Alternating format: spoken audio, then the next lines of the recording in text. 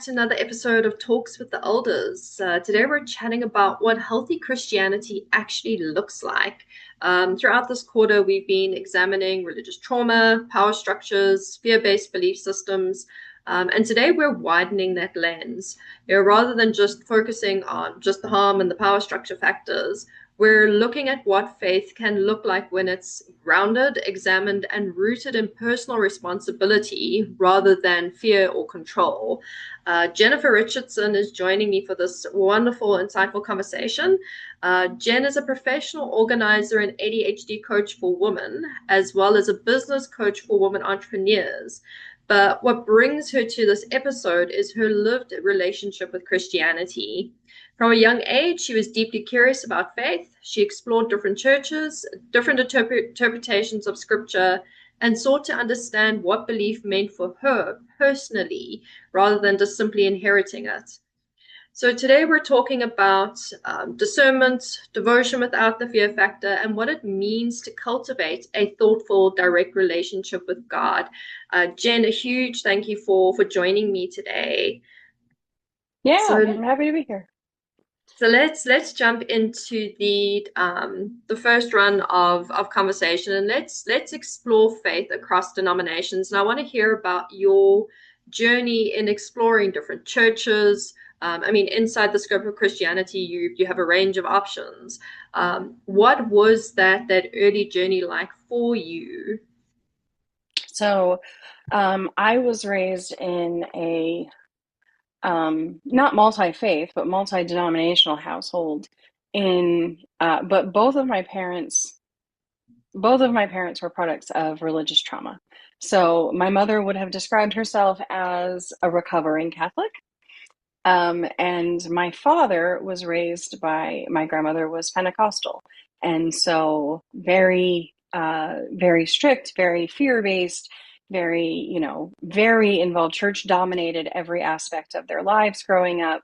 And when confronted with, logic or faith, it was always Jesus, and there was no room to be human. So growing up, my parents did not attend church, and my dad pretty much told me, Jesus is the Son of God. Anything you believe beyond that is your business, and your relationship with God is your business, and you don't have to talk about it. And that was all of the kind of religion I was offered.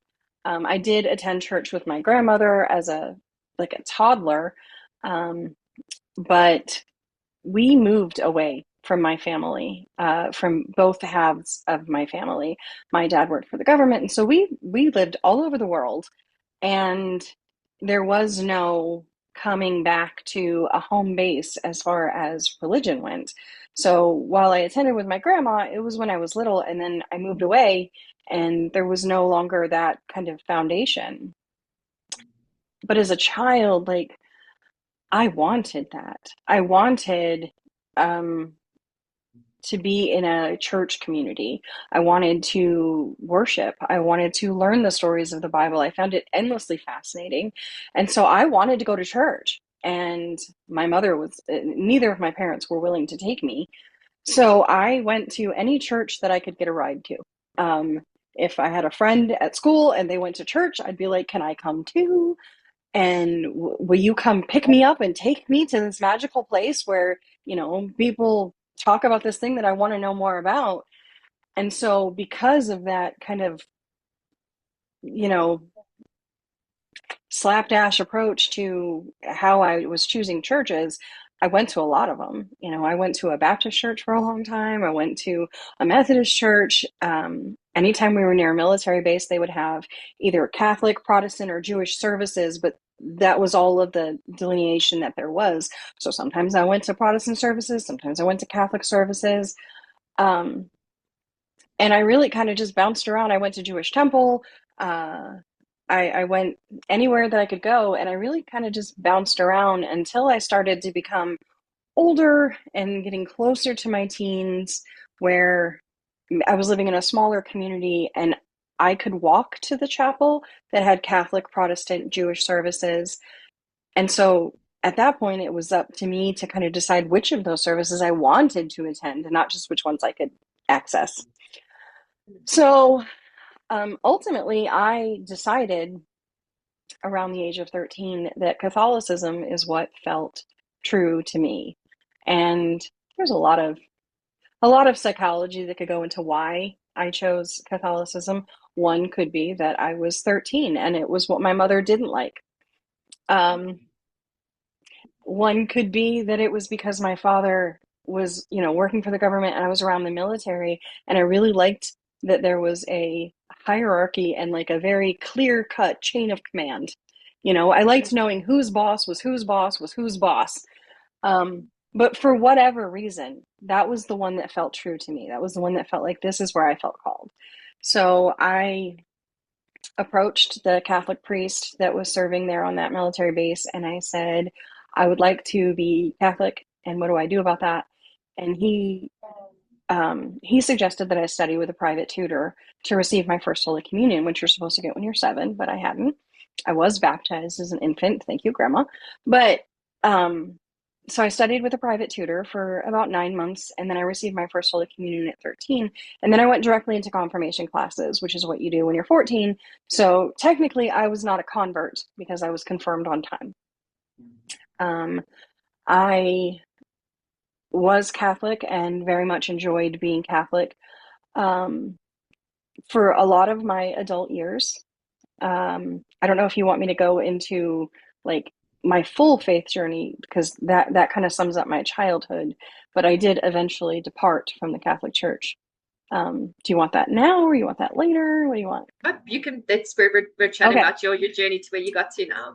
So I was Catholic for a long time. Um, I I never really fully fit in as a Catholic. Um, I very much felt like I had to compartmentalize myself and only offer up the pieces that were suitable to the person that I was offering to. So while I was Catholic, I was never anti-abortion, and I very much fought for women's rights and believed a lot of things that were outside of the Catholic teachings. And so I just, I didn't talk about those things at church. And I didn't talk about my Catholic faith in circles that I felt like it would be demonized or shied away from anything. This was the part of me that was worthy of church. This was the part of me that was worthy of secular things. And I just kind of said, we have different persons, we have different pieces of ourselves that go in these places. When I was 28, um, my son passed away. And I was so angry. I was so very angry that my 2-year-old, that he was gone. And we had his funeral. And a few weeks after his funeral, I was in the grocery store and I ran into my priest and he said, "How are you doing?" And I said, "Not good." And he said, "That's understandable." And, he made a little bit of small talk and then he said, "I haven't seen you in Mass in a while." And I said, "No, you have not. And you're not going to." And he said, "Oh." And I said, "You're probably not going to want to hear this, but frankly, I don't care. And I'm pretty pissed off at him." And that priest said to me, "I would be too. I would be too. And I know that you think I don't want to hear that, but it doesn't upset me because God never said that you have to be happy with him all the time. He just asked you to believe in him. And nobody gets angry at somebody that they don't believe in. So you'll find your way. And, we're here if you need us."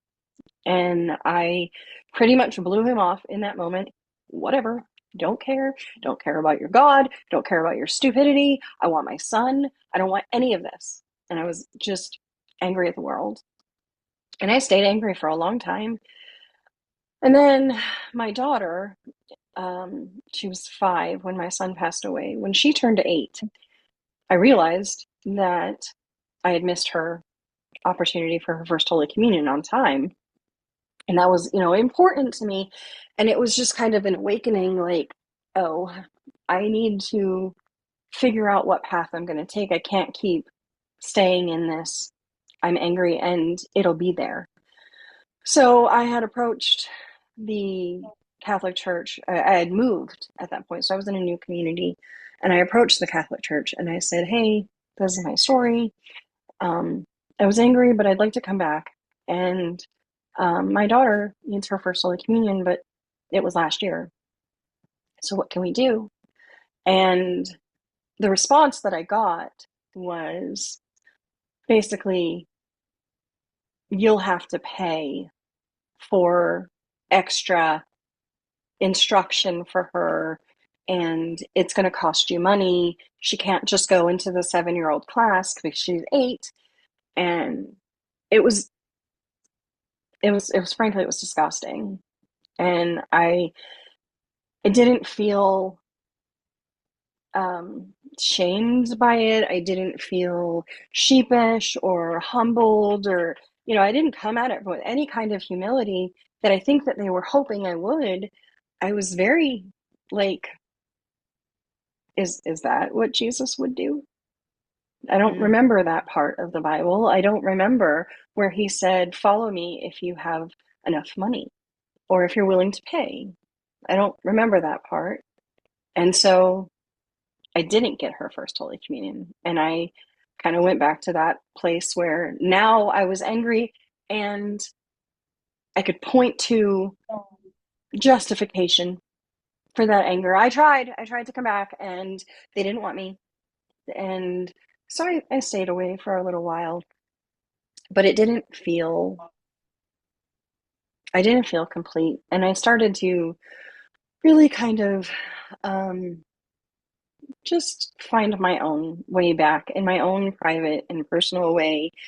And my ex-husband, uh, though he would say that he was Christian, I don't think that he truly believed.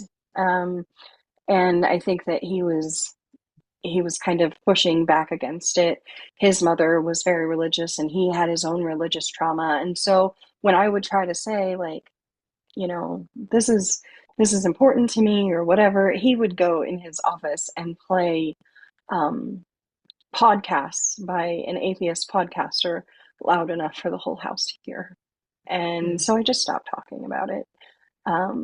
It felt like a point of conversation that we weren't going to find common ground without one of us being uncomfortable or compromising. And I don't really feel like faith is an area where you can compromise. I didn't think that I could make him a believer any more than he could make me a non-believer. It didn't seem like that was constructive. So we really didn't spend a lot of time there. Post divorce, I found my way back to church, and to a formal church place. Um, but it was a different hunt this time, because now I wanted to find a place where I could be a whole person. And in all of my human conflict, but more than that, I have a queer child. And I knew that I would never, ever step into a building that would tell her that she is flawed or misguided in any way. And so I went on gaychurch.org and said, where are the gay affirming churches in my area? Not just gay accepting or gay tolerant, but gay affirming. I didn't want any obstacle between her and Jesus if she chose to walk that path, that faith path too. I didn't want to say, you should believe even though they don't agree with your lifestyle. You should believe even though if they knew you as a whole person, they wouldn't accept you. Because that is what I had felt for so long from the Catholic faith. You know, mm, it wasn't fully affirming because I couldn't be myself. I couldn't be all of myself. Um, so we found a church that we loved. Um, I, I remember walking, or not walking, but I remember reading about their faith mission and their belief structure and thinking, oh, this is what I wanted the Catholic Church to be for so many years. I didn't know there was an alternative, but this feels like me. This feels like, they are gay accepting. They are tolerant, not just tolerant, but they do champion for women's rights and healthcare rights and believe in the love message that Jesus preached for his entire 32 years, and not a fear-based or shame-based um, approach to, fall in line or you'll burn in hell, which never sat well with me and wasn't what I wanted, or wasn't what I understood, because it just seemed like such a conflict. I had read the Bible multiple times, cover to cover, and jumped around, and I just didn't think that was the best approach, and it didn't marry with me. So ultimately I found a home it's a ELCA Lutheran church, um, that is much more in line with what I understood Jesus's message to be. So that's where I Mm, am now. beautiful. I love that understanding of wanting a place to find your faith and a home for that faith. And I think a lot of people go and they pursue that. I mean, I have a family member who's shared a fairly similar story where she's also very curious about faith and finding her place within that. And did the same thing, hopped any ride she could get to go in any church that you could possibly get and have that full experience.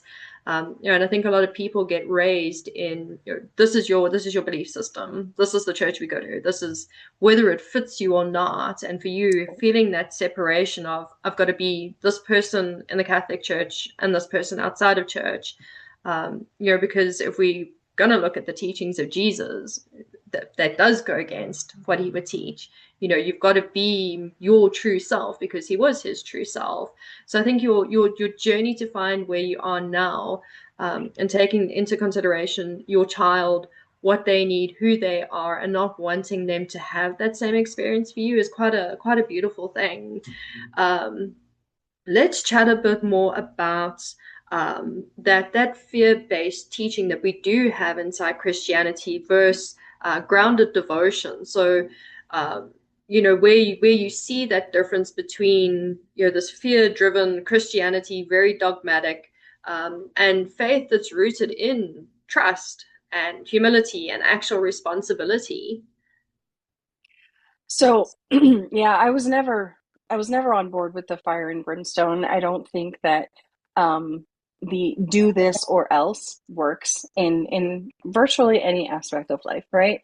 Um, I don't think that, you can parent in that way. Like, you will fall in line or there will be consequences. You just, what do you teach them, to be sneaky? I didn't take that approach to parenting. So, if God is the father, why would he take that approach with me? I wanted to have a relationship with my child so that she would trust me to guide her as she encountered life. And I very much saw that mirrored in my own understanding of what God wanted from me. He wanted me to trust him, to guide me as I experienced life. So the whole idea of I will love you if you fall in line is completely contrary to everything that Jesus said, and that God's love is unconditional. And when you bring Christianity back to it, a lot of the fire and brimstone happens in the Old Testament, which I think a lot of Christians forget that there was this whole Christ that changed a lot of the rules, because Jesus didn't show up and say, "Yeah, all these rules, you should be doing them." No, he didn't. He showed up and challenged religious figures, authority. He challenged the entire system. He flipped tables when people were trying to cut off access to worship services and religious services and only provide it to people who could, I don't know, pay, you know? he Mm, he was very much a disruptor. He was crucified because he was a disruptor. And so the whole idea of looking at some of the Old Testament and the God that is portrayed in those, and saying, "See, this is the proof," but the proof came in 32 years of this man walking the earth and telling us everything that he thought was relevant. He didn't talk about the fires of hell. He didn't talk about how there was going to be punishments and you were going to burn and blah blah. He spent 32 years trying to show the path that you could walk and what you would receive if you did. And he spent a lot of time talking about relationships both with God and with each other.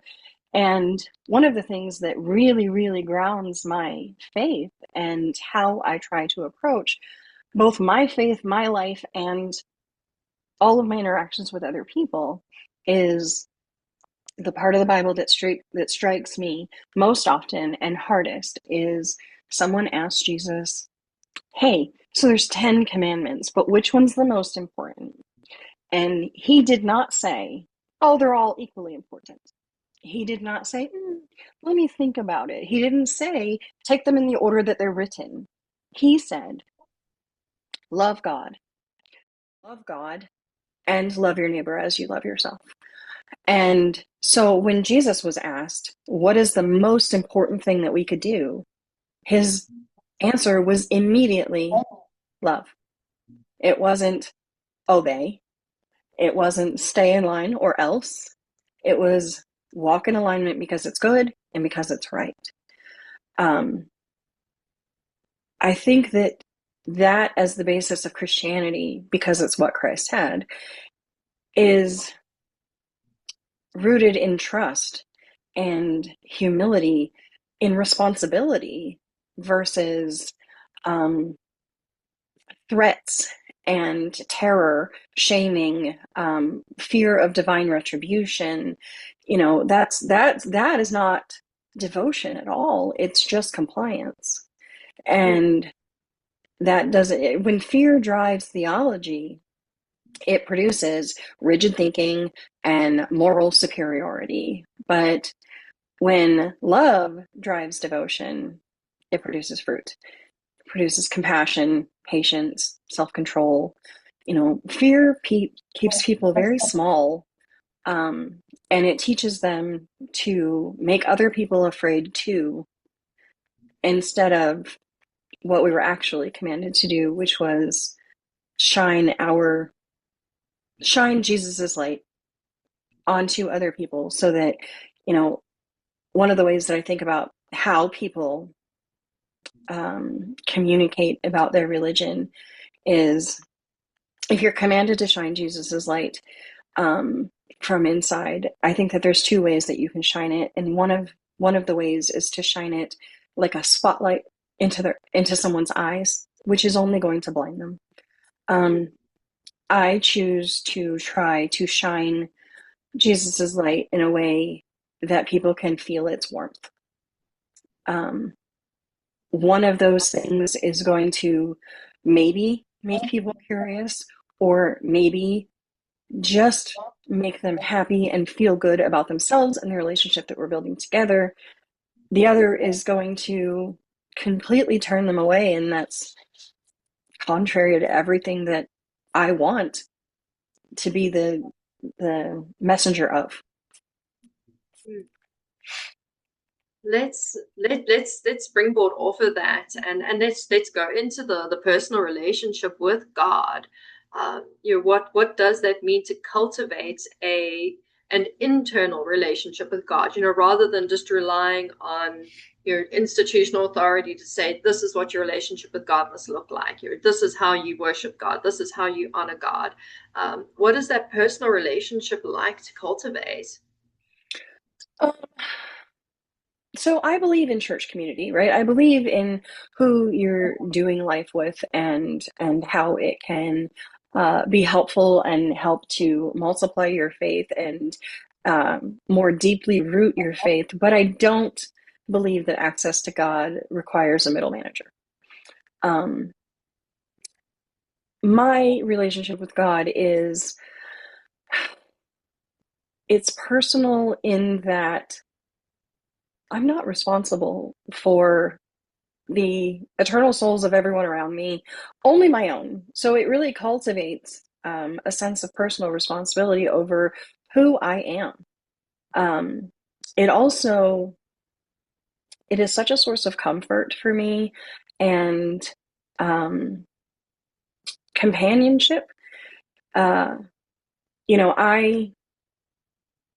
I do pray formally every day, but more so informally all day. Um, you know, there are moments that I am being formal, and, you know, when I pass a car accident, I usually speak a prayer out loud for that person.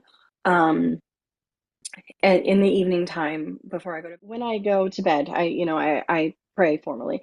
But my relationship with God is also just personal moments of self-reflection, questioning, being quiet. Um, it means reading scripture for the formation of myself and not ammunition against other people.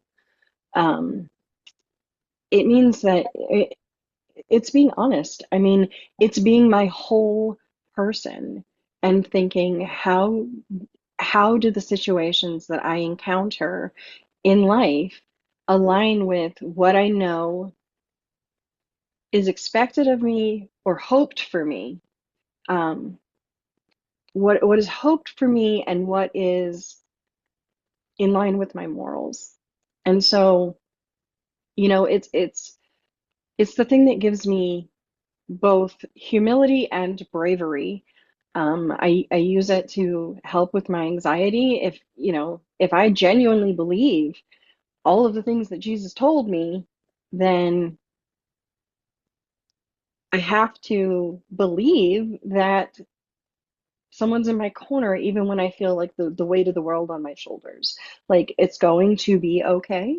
Um, there's going to be a path for me when I don't know what to do. It's something that I kind of use. I honestly think I think that there's a lot of commonality that a lot of people are afraid to talk about for fear of being disloyal to what they believe in. But I feel like there's a lot of commonality across religions and across religion to non-religion.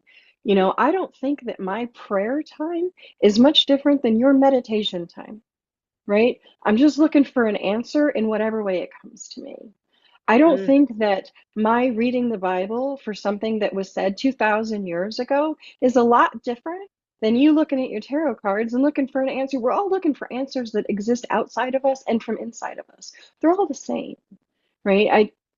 It's what name you give it. I think it all really boils down to what vehicle are you using to decide your own moral compass. And I don't for a second believe that my moral compass is greater than somebody else because, you know, it's got a Jesus stamp of approval on it. It's just, where do I go for answers to questions I don't know the answer to? And where do I look for some kind of insight? For me, it's Jesus. For you, it could be anything. It it all boils down to looking for the unknown to answer the unknowable. Hmm. I think that's so beautifully put. You know, and in my years of working inside different practices, researching different religions, you know, reading different types of scriptures, there is that thread of commonality, and really the difference is just semantics. You know, what one Yeah. calls prayer, another calls meditation, another would call spell casting. It's all exactly the same thing, but the label that we put onto it is where I think the world gets all up in arms. It's like, oh no, we're different. We're doing different things. And it's like, no, we're doing exactly the same thing. We're just putting a different word to it. That's literally the difference. Right. Um, let's chat about um, kind of that. You spoke about finding that moral compass. For you, you find that within Jesus, and other people they would find that within their faith. Let's talk about though when we're looking at unhealthy Christianity, and people are using that moral compass as such, and here I use the word quite loosely, for domination, moral superiority. We can even delve a little bit into Christian nationalism because that's throughout history, it's Let's current do. events. So let's delve into those realms. Right. So, going to church doesn't make you a Christian any more than standing in the garage makes you a car. And your Christianity is not proven by how loudly you scream that you are a Christian. It's proven in your behavior, right? Um, it's compassion for the vulnerable. It's integrity when no one is watching. It's repentance when you have harmed someone. You know, ethical living, even within Christianity, means your politics, your business practices, your relationships, your speech. They should all align with the character of Christ. Being morally superior, that's easy, right? Accountability is hard. Mm. Um, Jesus reserved his harshest words for religious leaders who weaponized faith. And I feel like there's a lot of harm being done by people who are taking their Christianity, shaping it into a spear, and attacking others with it. I don't think that that is anywhere in line with the teachings of Christ. Um, I also don't think that it serves any purpose that aligns with what he asked us to do, right? There are no examples in the Bible of when Jesus told people to go out and convert by force. Unfortunately, the worst thing that ever happened to Christianity is humanity. And there are many, many examples where humans have gone and done exactly that or attempted to do exactly that. But every example in the Bible of Jesus talking about conversion, talking about going and making disciples, it's all based on invitation. It's not based on removing someone's consent. It's not based on only believing that people are worthy if they align with who you want them to be.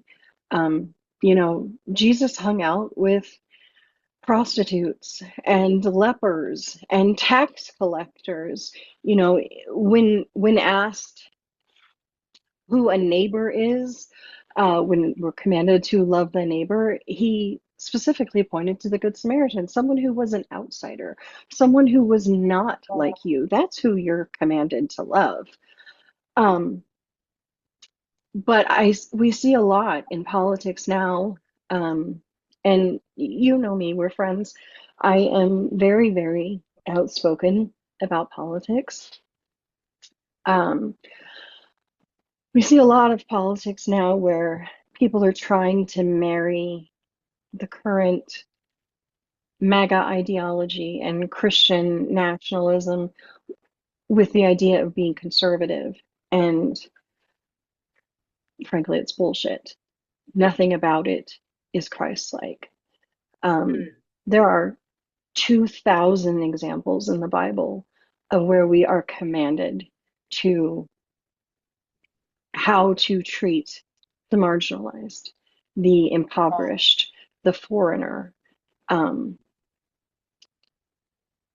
there's a lot of history around how humans have taken Christianity and weaponized it in order to manipulate a population, right?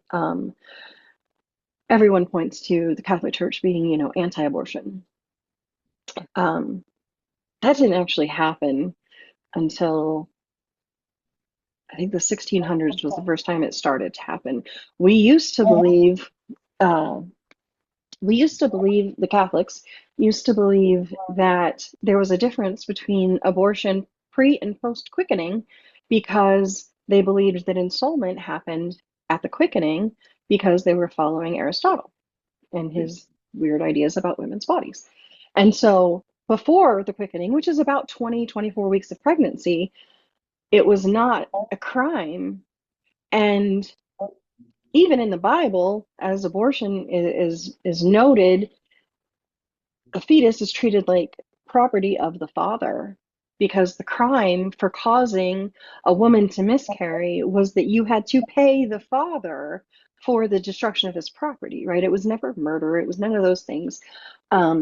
The Catholic Church came out, um, I believe it was in the 1600s, uh, and no longer recognized the quickening as the time of ensoulment.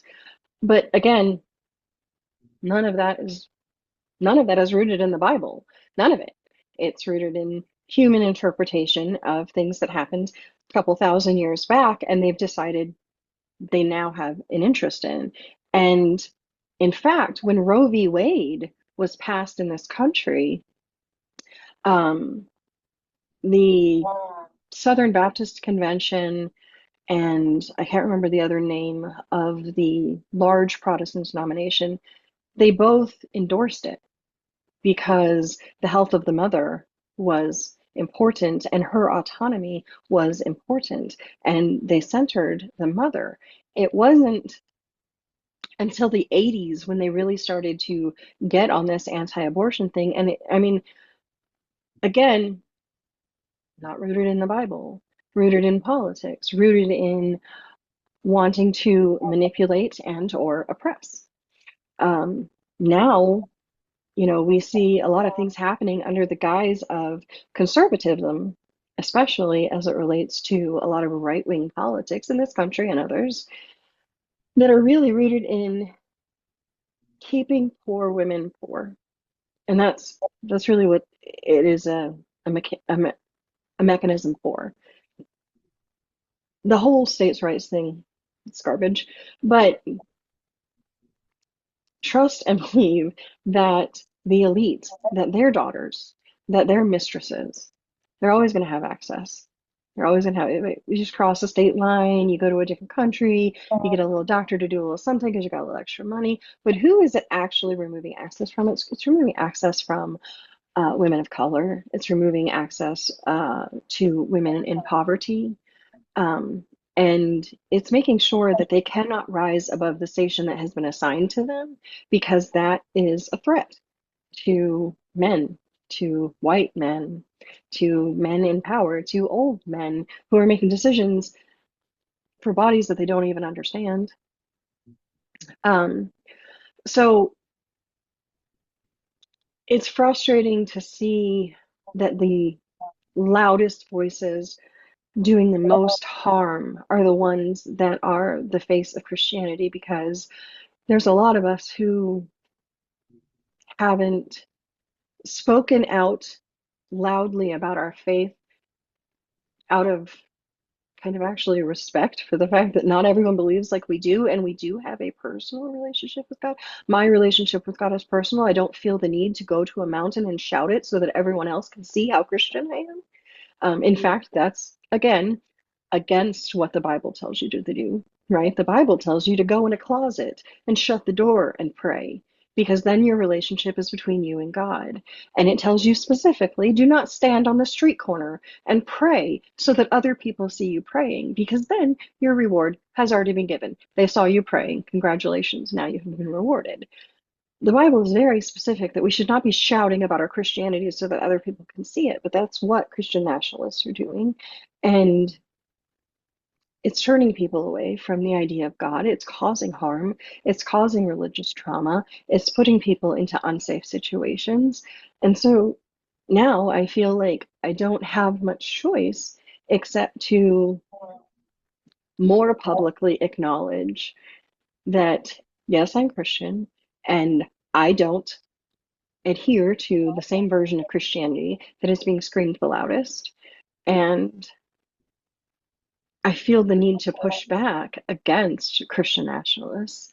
Um, There's a great book that I recommend to people all the time. It's called The Separation of Church and Hate. And it's very much a pushback of right-wing politics that is rooted in the Bible. So that's a great book that I reference all the time. I reference my Bible all the time. I very much like to push back against Christian nationalists, not by making them argue with me, but by making them argue with God. Or even better, if I can get them to argue with Jesus. By just saying, this is what you say you worship. So, how are your actions aligning with what you were commanded to do and be and how you're supposed to conduct yourself? So, I use my faith and my understanding of Christianity to shine that spotlight on the weaponization of it and the manipulation of it, um, because it's anything but Christian. Absolutely.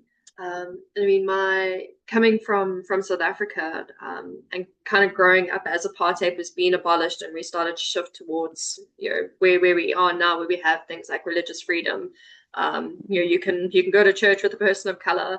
And some days I sit and I think about how it all piggybacked on Christian nationalism. They were justified in the choices that they made for the country, and the horrific crimes against humanity inside that country, all in the name of Christianity and in the name of Christ. And my first thought is, Jesus wasn't a white man.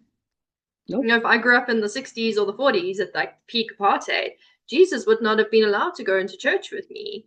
But yet here you are saying, he's the one who's giving us this moral superiority to say we can put these rules and regulations in place.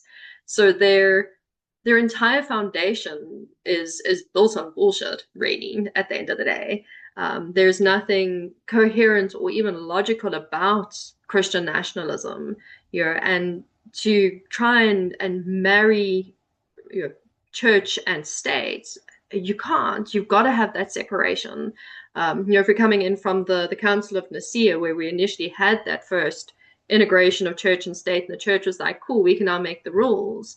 That's where humanity really started to go wrong in its history. This is now where we're using control and coercion, all under the name of the Bible and under the name of Christ, to be justified in those choices. Um, so I love your openness and sharing, and your honesty in that conversation, because it's an important conversation for us to have, because it's something that still goes on. It's here in the US. Christian nationalism still exists in South Africa, in a lot of countries that have that conservative pull. There's to find your moral compass in a different place. Being Christian doesn't make you better than someone else. Um, Being a Christian nationalist just makes you dumb. I'm It gonna does. It say. makes you dumb. It makes me realize that you don't understand any of what you're reading, and you haven't made any effort to take any kind of accountability for your actions. I mean, in no instance, in no instance did Jesus ever align with the bully. Um, I think that Christian nationalists are very clear that their hierarchy is party, country, God, Mm. while yelling, that God is king. They're worshiping false idols. They're not doing any of the things that Jesus actually asked them to do. And I mean, I don't think that Jesus is going to sell pardons the same way Donald Trump does. So I pray for them, but I also will push back against them every time, because Christianity was never meant to be enforced through domination. It's being horribly manipulated. Um, People are putting their own wants in and trying to cherry pick things. You see a lot of people going to like Romans 13, when people want to look into obedience to the current leadership. But historically, that same passage was used to defend kings, empires, even slavery. It was told, it was used to tell people not to resist unjust systems. Um, it was never meant to be blind obedience to whatever happens or to whoever happens to be in power. Um, God, Jesus was very clear that if you have a conflict between the law and God, you follow God. Um, Faith that requires that level of control, it's fragile. It's not deeply rooted in Christ's teachings at all. Um, and you can remain deeply committed to Christ while rejecting coercion, nationalism, exclusionary narratives. Um, when faith becomes a tool to control behavior, restrict rights, silence dissent, it stops reflecting Christ. And I I don't agree with the Christ that they are claiming ever existed, because he didn't. He the man that they describe, um, he never existed. I worship a brown-skinned immigrant who absolutely pushed back against the system, the man, all of the corruption, um, sought justice, and was Jewish. Um, if Jesus were alive today, I don't know that he would be a Republican or a Democrat, but I know that he wouldn't wear a MAGA hat. Yes, absolutely. So, And let's chat what what it looks like to remain committed to Christianity while you're rejecting that domination and that coercion and those exclusionary narratives that we have. How do we remain? How do we keep that commitment to Christ, to the red letters? right, read the red words. Yeah. Um, yeah, I think it shows up in our everyday. I think it shows up in how you conduct yourself. I think it shows up in whether or not you are honoring the the faith that you ascribe. Um, do I wake up every day and love God and love other people? Um, do I wake up every day and try to do the best version of right that I know how to do? Am I championing for people who are disadvantaged? Am I making sure that I'm never punching down? You know, I think that, there's a lot of bullying that happens in politics, and I think that, especially on the right wing side of things, when my daughter was little and she was dealing with bullies, we spent a lot of time talking about what makes somebody a bully. And um, I think that when you're feeling small, which I think happens a lot, in the Christian nationalist world, when you're feeling small, and you want to feel big, there's two ways to do that, right? You can either grow, or you can make everyone around you smaller and you just look big, but you're not any bigger. And I think that's the path they choose, right? Because it's too hard to grow. It's too hard to examine what we could do to be better humans. And instead, it's a lot easier for the politicians to unite people around a common boogeyman and say, this guy is the reason why your life sucks, and then point everyone's anger at what is most likely not the boogeyman. It wasn't the Jews in World War II. It wasn't it isn't the black people. It isn't the immigrants. It isn't transgendered people. None of those people are the boogeyman. It's all the guy behind the curtain, which is, the elite, the politicians, the billionaires, the Donald Trumps of the world. They're saying, look over here so you don't look at me. But what they've done is they've made politics such an identity, right? That in order to get through to these people, you're asking them to tear away their own identity. And what you're asking them to do is hard. It's not just their identity, it's also asking them to dismantle systems that, or even acknowledge that they exist, that directly advantage them, like that, directly help them. Um, I have I've spoken out a little bit in the past couple of weeks about racism, um, and how white people need to get uncomfortable. They need to get to the discomforting part of racism and not just pretend like it was ever eradicated. We never racism, we didn't get rid of racism. We just made it more palatable for white people to pretend in polite conversation that it didn't exist. And acknowledging that it's still there and that we have a responsibility to help tear down some of the structure that directly puts us at an advantage.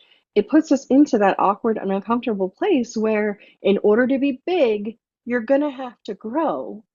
You can't just make everyone around you smaller. That's Mm, that's not any kind of way to live, and that's not any kind of way to follow Christ. Um, you know, it's loving people that we don't know. It's making ourselves uncomfortable in order to serve others. That whole selfless bit that he talked about over and over and over again, it's hard. It's hard sometimes. It's hard to not want all of the external ideas of success and wealth and notoriety. And it's hard to be humble. It's hard to be selfless. It's hard to put other people's best interests in front of your own. It's hard, but mhm, it's what you're asked to do. And you got to make the hard choice. And it looks a lot like being secure enough in your own belief that you don't have to legislate them into everyone else's life. mm, mm. Yes, I think that last part is so powerful. Because there is I mean, the whole colonization was set alongside Christianity and conversion, and that was done through either outlawing their practices or demonizing their practices. And inside the spiritual community, we suffer the ramifications of that here in 2026 of what happened hundreds of thousands of years ago, where we have that collective wound of we can't be seen. We can't put ourselves out there on platforms. We're scared of being burnt at the stake. I've had that fear, and that here I am in the 2020s. I'm not living in the 1600s in Salem, Massachusetts, but I have that fear ingrained in me that someone's going to look at me the wrong way and be like, let's burn the witch. And it has. It's left a huge dent inside spirituality. And if we look at the core teachings of Christ, we look at the red letters. Um, it's very much rooted in the same things that any spiritual practice is based in. Compassion, loving kindness. Those are pretty much you don't need anything else. You don't need to be anything else. Um, in closing, if we could leave the viewers with something to really take away from this conversation, what would that be for you?